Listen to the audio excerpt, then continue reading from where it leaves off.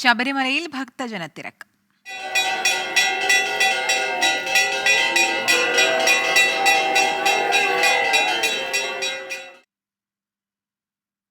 വാരാന്ത്യത്തിലേക്ക് കടന്നതോടെ ശബരിമലയിൽ ഭക്തരുടെ തിരക്ക്. ക്രിസ്മസ് അവധിക്കായി സ്കൂളുകൾ, കോളേജുകൾ കൂടി ഇന്ന് അടയ്ക്കുന്നതോടെ തിരക്ക് ഇനിയും വർദ്ധിക്കുമെന്നാണ് വിലയിരുത്തൽ. ഇന്നലെ 1 ലക്ഷത്തിലധികം പേർ ദർശനം നടത്തി. വിവരങ്ങളുമായി രാഹുൽ സുരേഷ് ചേരുന്നുണ്ട്. രാഹുൽ, ഇനി അവധിക്കാലമാണ്, തിരക്ക് വർദ്ധിക്കാനുള്ള സാഹചര്യം തന്നെയാണ്. എന്തൊക്കെയാണ് വിശദാംശങ്ങൾ?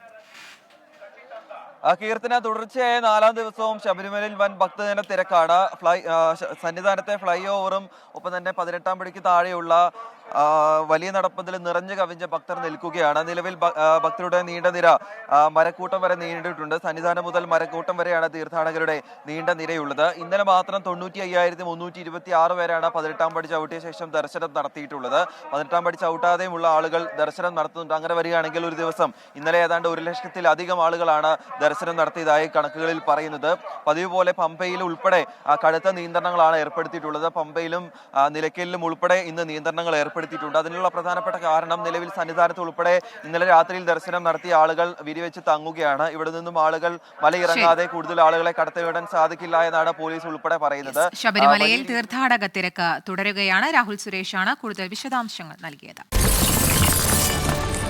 24 അഞ്ചിന്റെ വജ്രത്തിളക്കം.